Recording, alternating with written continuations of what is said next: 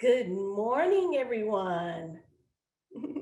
Welcome, welcome, welcome. We are so excited to have all of you join us today to learn more about this important topic on how to maximize your money and build financial resilience.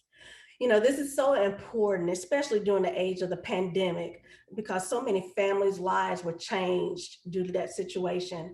And we just want to make sure that everyone out there is able to maximize their money and learn how to be better prepared for when a financial crisis hits. And I am so excited to be able to work with you all today and introduce our team over at Harmony CDC. These young ladies are doing some great things in the community. And for all of you that do not know, Harmony CDC is established by Concord Church, and it was organized to stimulate the development of affordable housing, create business ownership and employment opportunities, combat crime, increase social services, and provide other charitable and educational services in the community. So kudos to them, and we are so excited to have them here. And without further ado, I'm going to go ahead and introduce them because I want to be able to get all these questions out and give you all the information that you want today, okay? I have Miss Candy Bradshaw. She is the program director at Harmony CDC. Hi, Miss Candy. And I also have Miss Shampilla Hatcher. She's the financial empowerment coach at Harmony CDC. Welcome. So again, we're just gonna dive right in, ladies. So as we all know, the past year has been financially challenging and even devastating for so many families. What is the best way to start taking control of our finances in the wake of a financial crisis? Well, thank you first, Ms. Aretha, for having Harmony on in partnership with Habitat for Humanity for this Maximize Your Money and Build Financial Resilience. One of the biggest things that people can do to start taking control of their finances in the wake of a financial crisis is to prioritize and budget. You just can't do some of the things that maybe you used to do with your funds, and you have to understand a need versus a want. I think that's really, I call it Maslow's hierarchy of needs comes into place. There are things that you need to make sure are taken care of, basic things like your housing, your food, your utilities, your transportation medium source. And then when you get to some of the other things like personal grooming, you might want to paint your own nails, might want to do your own hair, figure out maybe a youth that does a great job at braiding for a reasonable price. Just kind of do things a little bit differently. And one of the biggest things is to help people manage their finances is to get a little creative. And by that, I mean, Harmony operates a full service food pantry. And sometimes if your money, if it's between the light bill and getting some food, you might want to go to a food pantry and then supplement in the grocery store, because we have rice, beans, sometimes meat, tuna, macaroni and cheese, things that you're going in the store and buying for free, which saves you money. And so it's kind of being resourceful especially through this COVID time period. Wow, that's lots of great information. And you are so right. You want to, try to see where you can cut back, especially if you're in a dire situation where you're having to choose between spending money on electricity or spending on groceries. I totally agree with you. Ms. Champella, do you have anything to add to that? Good morning, everyone. Well, good afternoon. Thank you for having me on this panel. Honestly, one of the major things is you being attending this webinar, getting information, getting creative ideas, getting support from the different agencies in the community. That is one of the most important things that you can do, just taking that initiative to find out how you can support yourself and establish yourself better financially. Yes, there are so many community resources out there that people are unaware of, and it's just all about doing your research. You're so right. All right, so budgeting is an essential tool in helping us maintain financial health. But some people, of course, find it very hard to stick to. So what's your advice for those who find budgeting challenging or hard to keep up with? Well, my advice would be to just take it one step at a time. Don't make it an overwhelming process. Most people like to budget month by month. When you're first beginning, I would budget paycheck by paycheck. Look to see what your needs are, what your responsibilities and obligations are, and see if you can still have some of those wants. But your needs, as Ms. Bradshaw said, shelter, food, utilities, and transportation, those are your needs. And your responsibilities and obligations, those are your payments. That's making sure you try to get control of your debt the best that you can with what you have. And then once you've taken care of those responsibilities and obligations, then you may be able to, get a little manicure, get a little pedicure, maybe have a little day out with your family or with your friends. But I would start off paycheck by paycheck. And as you become more comfortable and see exactly how your money is being spent and getting an understanding of what's coming in and what's going out, then maybe you venture out to month by month.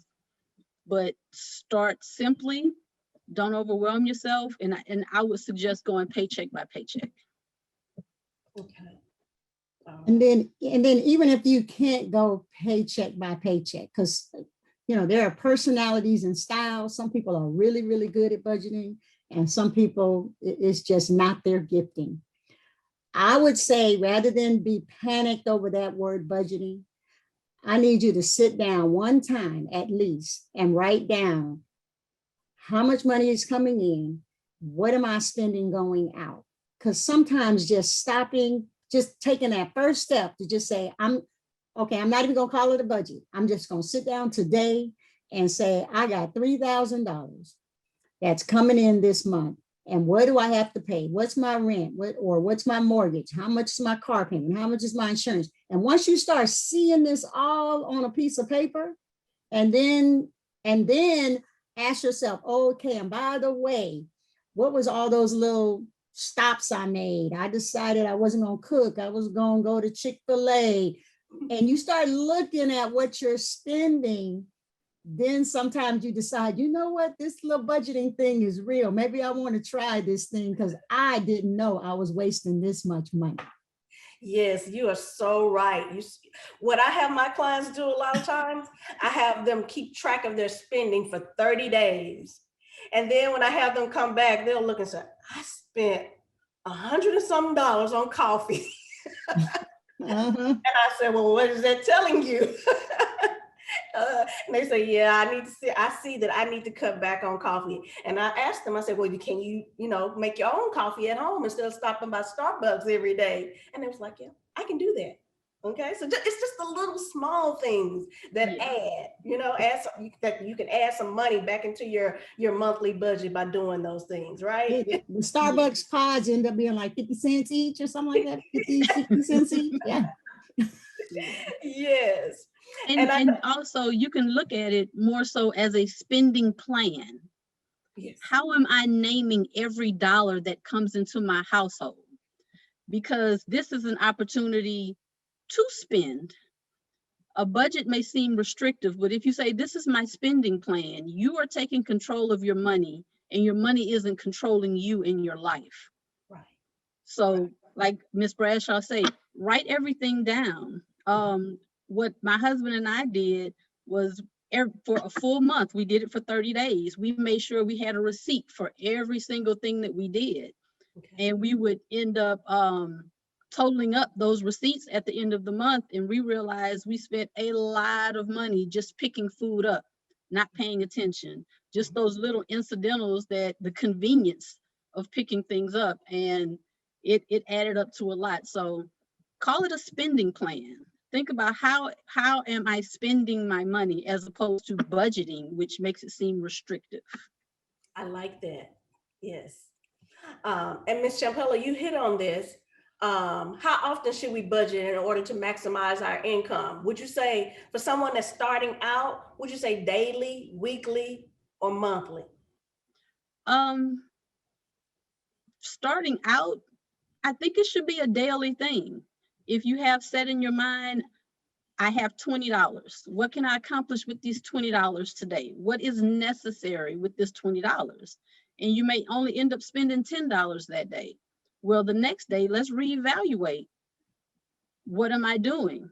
Can I keep this going? Can I keep my expenses lower? As opposed to, again, identifying when you pick up those things of convenience. Convenience is expensive. So if you decide to develop a plan and just pay very much attention to where your money is going. Do I really need to stop at McDonald's? Could I have made a sandwich? Could I have made a smoothie? Could I have done overnight oats? Just those little things. Just take a beat. Those shoes that you see that are on sale, wait 24 hours. Think about it. Do I really need that pair of shoes? So it's that daily self-awareness that you could start. I like that. It's funny she says that about the shoes too, because if you wait 24 hours when you go back, the shoes might not be there, which means they weren't meant for you anyway. Right. Yes, I like that. And a lot of times if you do that, like I said, wait the 24 hours, you'll see, like you said, you don't need it anyway. Or like you said, it's not there. So, or it's no longer on sale. So I like that tip, waiting 24 hours. All right, so how can we use technology to support? You know, are there any apps or anything that you all would recommend? Well, I mean, there's really several apps online. You could go in and look for a budgeting tool. I know we use a lot of the Dave Ramsey Financial Peace resources that are available. But there are simple, there's Money Smart with FDIC.gov. There's a lot of tools that are out there if you're tech savvy and that's what you like to use that help you track everything, or a simple Excel spreadsheet sometimes works for people. So I don't make it complicated. You know, do something that fits with your style of money management. You know, Dave Ramsey's strategy is you put the cash in an envelope, and when the money's gone, the money's gone. Right. You know, I got $200 for food, and when I'm going, whether I'm grocery shopping or I'm fast food, and when it's gone, you just used your money up for the week that you've allocated. So I think, you know, technology is appropriate for those people who are technology experts. There are obviously apps that you can download that will help you, but also, you know, use what's going to work for you. If you have to do the cash in an envelope strategy, then do the cash with the envelope strategy. Okay. All right. Anything to add to that, Ms. Champella? Well, there are a few popular apps that are out there. Case in point, Mint. Mint is an app that you can connect with your bank account. So as you spend, it's automatically categorized and you can see where that money is going and how much is being spent in different categories. You also have You Need a Budget. Now that's about $10 fee a month, but it does the same things that Mint does, but it also goes into saving for particular things. If you're putting money up to pay down debt, it'll track that. If you're saving for, say, a little trip that you want to take for you and your kids, it'll allocate money in those sections as you spend it and as you transfer it over. Like Ms. Bradshaw said, every dollar through Dave Ramsey's Financial Peace University, that comes at a cost. But if you enroll in the financial empowerment program at Harmony, it's half the cost of what it would be if you went through Dave Ramsey's website. And you also have support for a full year if you enroll in our program. So those are some options, but it is very personal to you and how you operate and what's going to be effective for you. Okay. And also many of the banks now have budgeting tools associated with your bank account. Yeah. They really do. And Ms. Champella, you hit on a question that came in. Someone asked, would anyone recommend the You Need a Budget app? And you hit on that. So you do recommend that one. I do. I honestly, as Ms. Bradshaw said, it needs to be what's effective for you and what your goals are at this moment in time. You may need to start with Mint. You may need to start with You Need a Budget. You may need to use your banking apps. But as you pay down debt and save more money and look forward to other financial goals, you may need to transfer it over to another app. So it needs to be as simple as possible for when you're starting off. And as you grow in your financial literacy and as you become more confident, then you may want to use another app. You may just want to stay within your comfort zone. But again, money is a very personal topic for each and every one of us. So you have to make it personal for you so it's effective for you. Oh, wow. Yeah, very good. Very good. So how can paying down debt factor into a financial resilience strategy? So paying down debt is extremely important because you think of it as just another payment. But what if that payment wasn't there? What if that payment was non-existent? Your income that's coming in, suddenly you're paying out all of these payments. As you pay down debt and get rid of that debt, that's more income that stays within your home. So it's important as best as you can to pay down your debt as quickly as possible. So therefore, as income comes in, you have more control and more say-so over what you can do with your money. Anything to add? And I think too, the real important thing about having a strategy to pay down debt and pay off your debt is then you can really execute a savings plan. It's kind of hard to try to save and you have debt because your debt typically has interest associated with it. And so the longer you take to pay it, the more you're paying with those interest fees. And so sometimes it's really hard for people to understand that you want to escalate paying your debt off, because if you can pay it off quicker, then you're reducing the amount of interest you pay as well, and you're positioning yourself to move into true savings.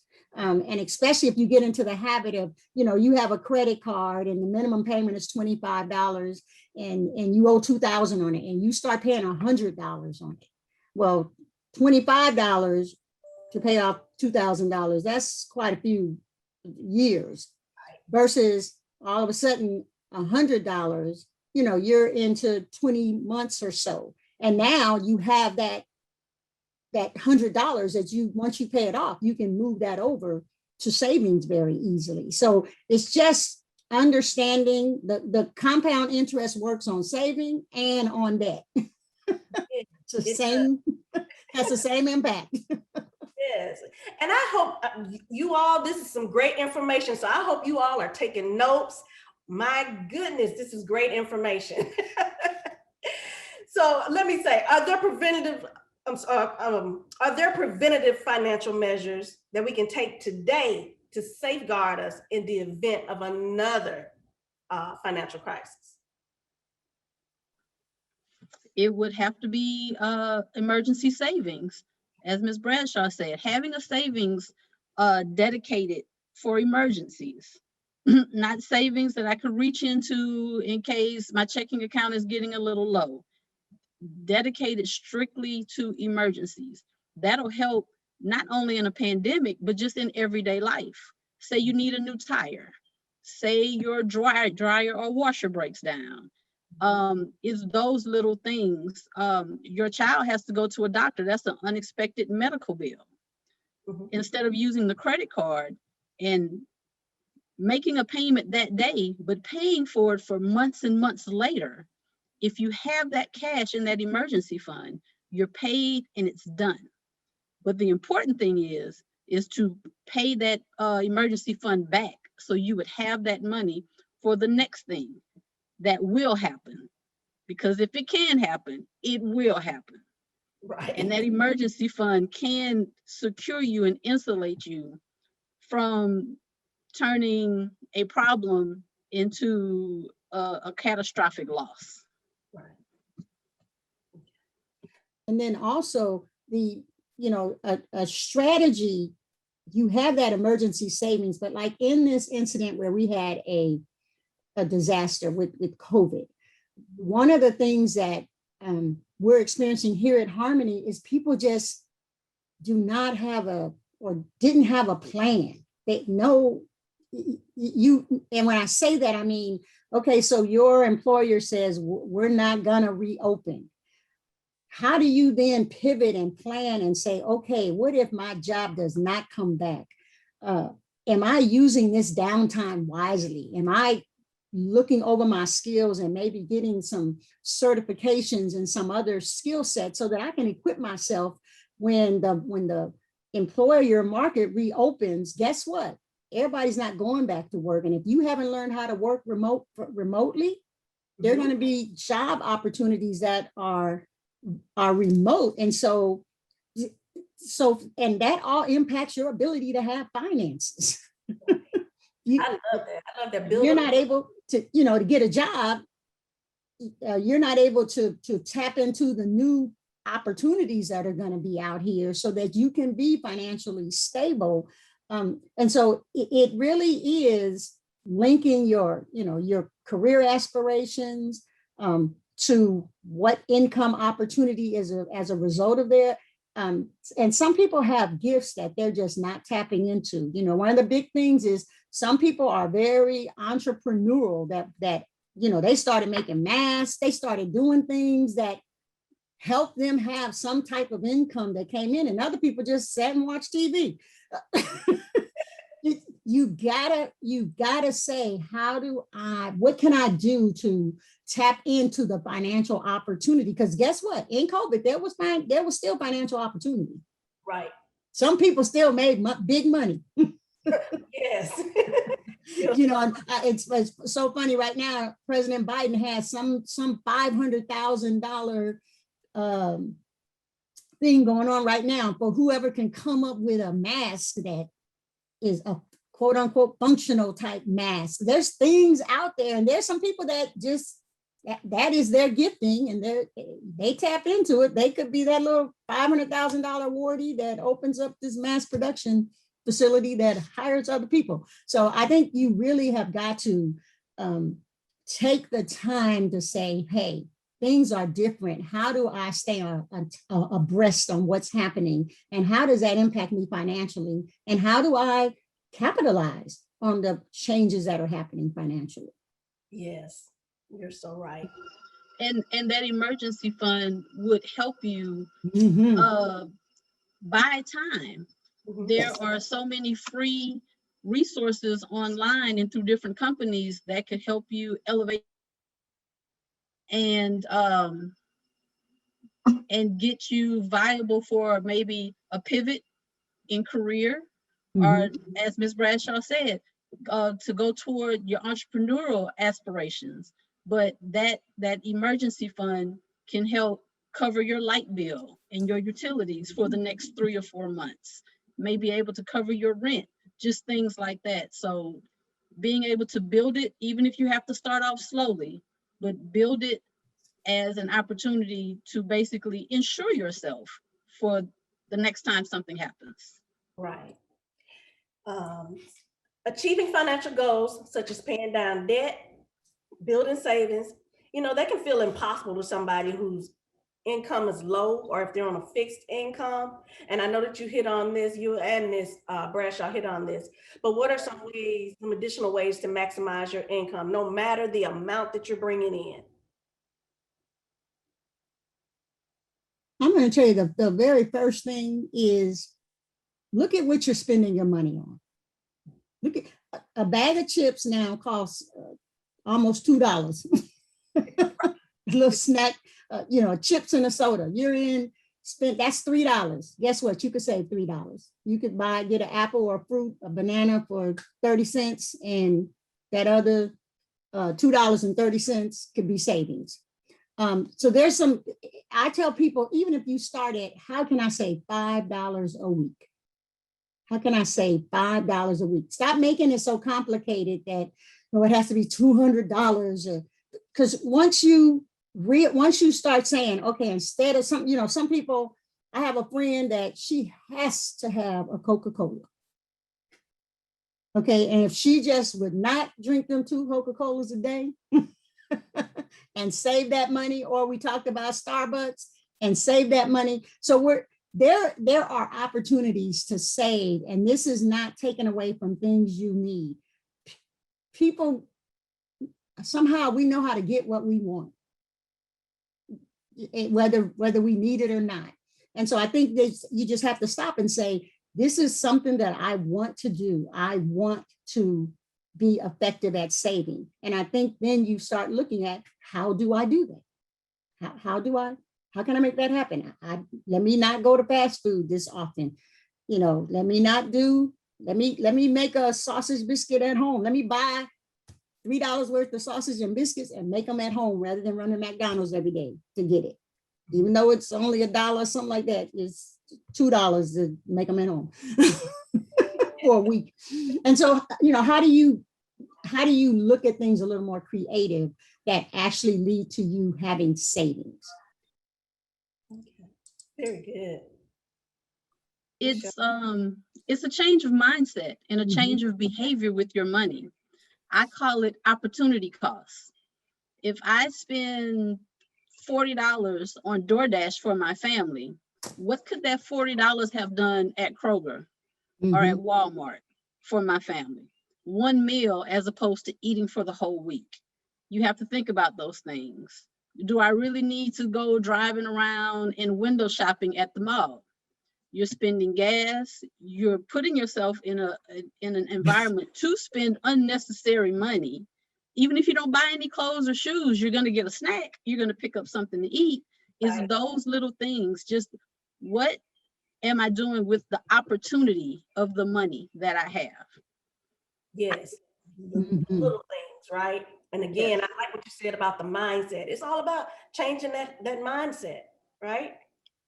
Okay, and I know we're getting short on time, so I want to hit this very last question. What are some ways that we can invest in ourselves to set ourselves up for future financial success?